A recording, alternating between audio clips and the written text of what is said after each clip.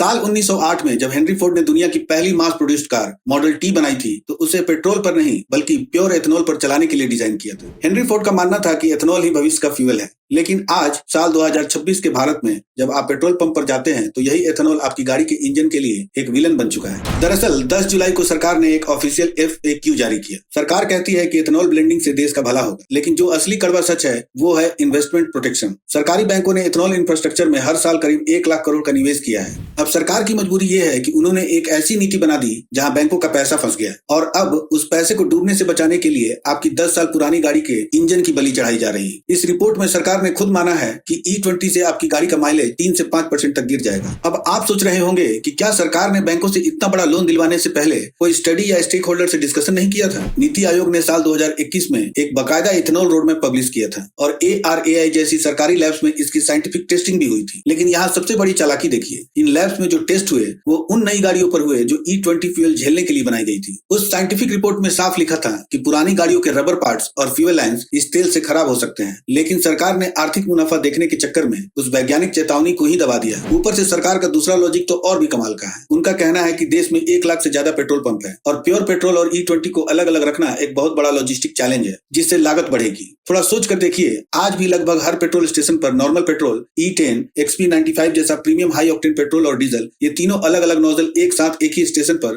काम कर रहे हैं या नहीं। जब 3 अलग अलग फ्यूल को स्टोर करने और उनके लिए अलग नोजल लगाने में आपका लॉजिस्टिक फेल नहीं होता है तो आगे ग्राहकों को प्योर पेट्रोल और E20 के बीच चॉइस देने में क्या पहाड़ टूट पड़ेगा। लेकिन क्या आपको लगता है कि बात सिर्फ इतनी सी है? दोस्तों, इसके पीछे एक बहुत बड़ा मास्टर प्लान है जिसे बिजनेस की लैंग्वेज में प्लान्ड ऑब्सोलेसेंस कहते हैं। जब पुरानी गाड़ियों का माइलेज गिरेगा और उनके इंजन बार बार खराब होंगे तो मिडिल क्लास इंसान मेंटेनेंस से तंग आकर अपनी गाड़ी कबाड़ में बेचेगा। नतीजा, ऑटोमोबाइल कंपनियों की नई गाड़ियों की बिक्री रॉकेट की तरह बढ़ेगी, यानी बैंकों का पैसा भी सेफ और कॉर्पोरेट लॉबी का मुनाफा भी फिक्स। कमेंट में बताइए आपकी गाड़ी कितनी माइलेज दे रही है।